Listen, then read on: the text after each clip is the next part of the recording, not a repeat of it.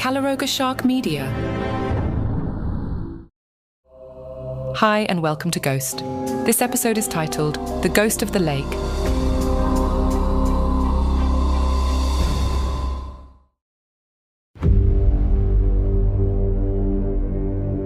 When Caleb and Miranda Foster first laid eyes on the sprawling Victorian manor nestled along the willow-fringed banks of Lake Karishev, it seemed almost too good to be true.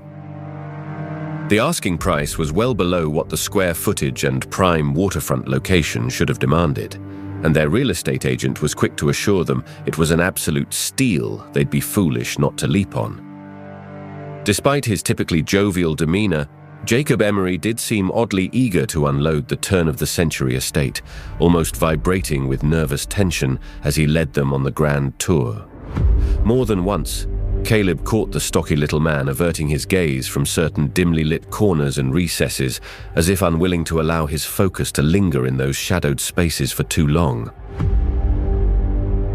But by the time they reached the master bedroom's wide veranda that extended out over the glassy, willow-shrouded lake waters, all such realtor quirks were forgotten. Caleb already found himself mesmerized by visions of crisp autumn evenings, enjoying a smoke and a neat bourbon while watching the seasonal bird migrations render the manor's inky reflections.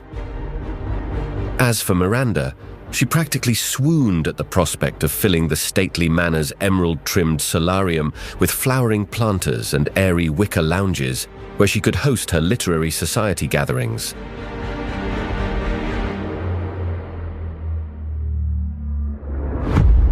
In the weeks following their hasty close on the beautiful, if slightly idiosyncratic property, the Foster newlyweds spent their every free moment blissfully preparing their new dream home for its long-awaited occupancy. Caleb invested in all new tools and hardware to restore every inch of the manor's chipped and weathered Victorian exterior to its original pine green and cream splendor. Miranda scoured antique markets and salvage shops across 3 counties for the perfect period-authentic decor accents to complement the home's carved oak banisters and soaring vaulted ceilings. And both shared an almost childlike delight in scouring through the mansion's vast, cluttered walk-up attics, stumbling upon long-forgotten caches of ancient treasures and dusty curios from bygone decades.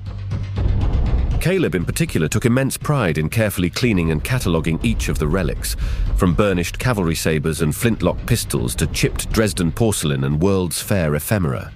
"It'll be like curating our own personal museum to the lost spirits of the manor," the former history teacher would exclaim, carefully swaddling each of the precious artifacts in protective cloth bundles.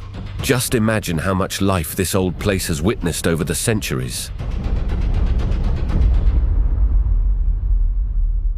But as the renovations finally neared their completion in early June, with the last of the polished furnishings and baubles arrayed just so, an eerie and unsettling aura began to pervade the manor's corridors and chambers alike.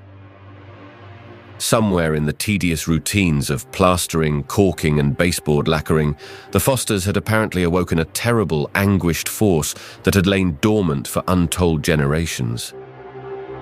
It began with an almost innocuous incident in the upstairs western bedroom, where Caleb had been meticulously scraping old wallpaper samples to clear the way for his wife's custom botanical mural design.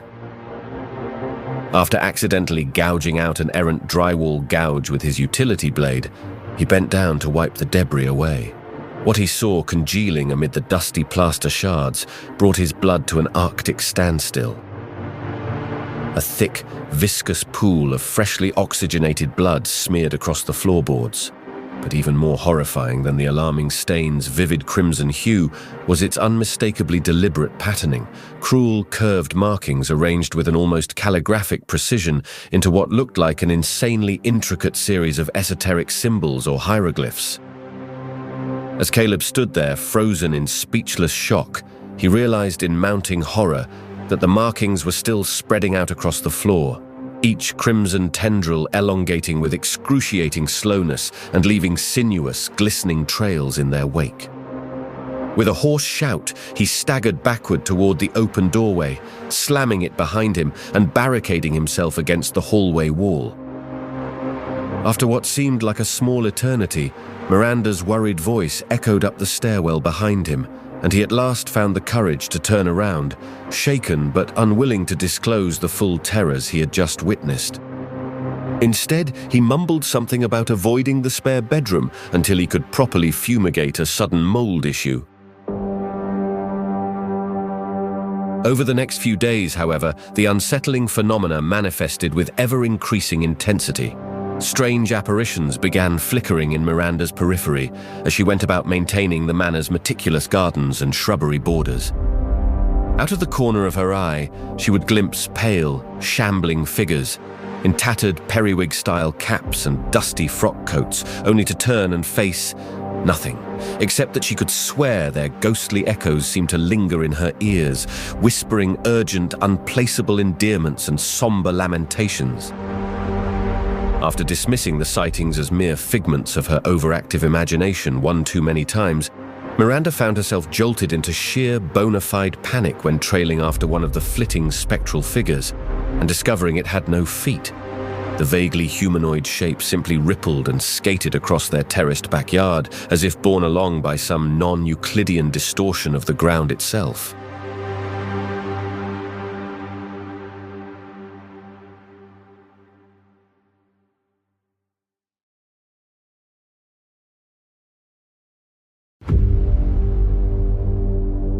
The final straw occurred one starless, cloud-blanketed evening as Caleb was locking up downstairs for the night. As the bolt tumbled home on the last of the heavy oak doors, an almighty crash reverberated from somewhere deep within the manor's vast, underutilized west wing. Heart seizing in his chest, he strained to place the abominable metallic shriek, like a deafening trumpet blast shorn of any tonality. Just as his adrenaline began spiking in earnest, a monumental jarring thud shook the entire foundation, this time unmistakably emanating from the attic directly overhead. With Miranda frozen in paralytic terror behind him, Caleb cautiously made his way up the main landing stairs, each tread seeming to rotten into fetid mulch beneath his weight.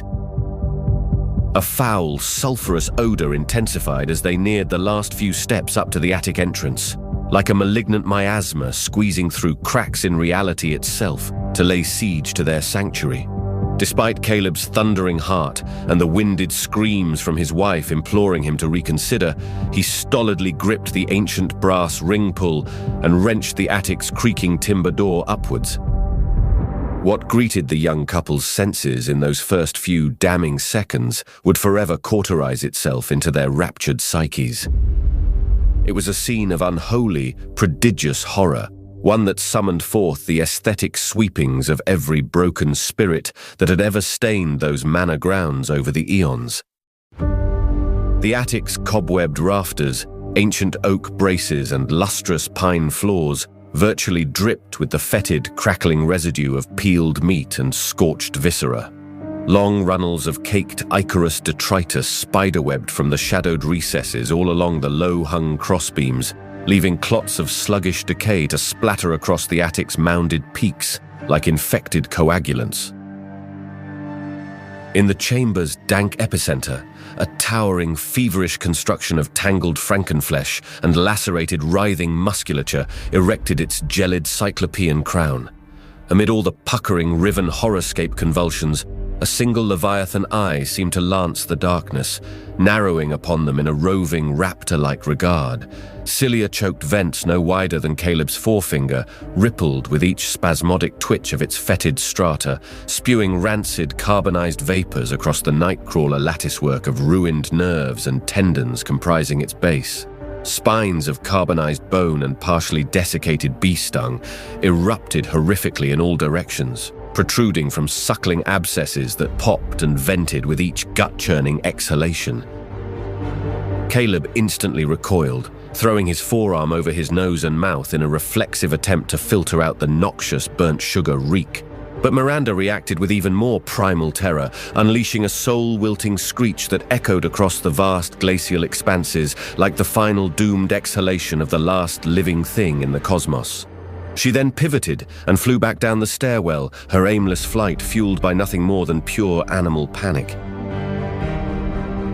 By the time Caleb regained his nerve enough to stagger backward to the entrance and seal off the Stygian portal, his wife was already a whimpering, glaze-eyed statue hunched against the Four Lounge's mullioned windows.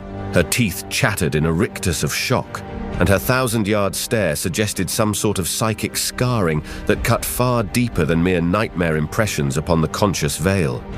As for Caleb himself, the sight he had just been forced to countenance had left him feeling utterly gutted spiritually. It was as if the foundations of all existential certainty had been ripped away, leaving him plummeting through a vertiginous existential void. Making his way to her trembling side, he tentatively reached out to draw his wife close, sharing what little respite of safety and solidarity his hollow husk could still project. In the ensuing days and weeks, they retreated together into a waxen, catatonic state, their inner selves busy replaying that infinite black abyssal revelation over and over like the final, echoed bleedings of a damned metaverse. Not even the curt, authoritative knocks of concerned friends and neighbors daring to visit could stir their wasting husks from that riven, endless trance. In a horrific inversion of the role they had anticipated for this place, Caleb and Miranda had effectively become the new, true curators of the nightmare sprawl, unfurling behind those attic doors. Flesh scribes transcribing the unseen desolation woven into every hand-planed stair tread, hexed dowel and architrave moulding across the entire accursed estate.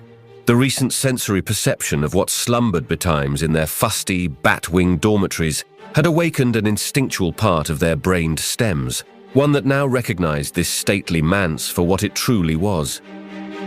An eternal, timeless monument to cosmic bondage. A sprawling, inescapable honeycomb tomb where humanity's frail, self-deifying ambitions congealed and broke against implacable, outer tides of unplumbable apathy and spiritual desiccation. A literal living cyst of the dark void's most viscous, curdled purgations. And in the deedful silence that now reigned over its once manicured rose gardens, gaslit parlors and shaded verandas, the earth-shaking pneumatic hiccups of that lightless leviathan could sporadically be sensed, dislodging the very memories of Enlightenment philosophy and Victorian propriety itself, revealing the malefic, belched template encoded at the root of all existence.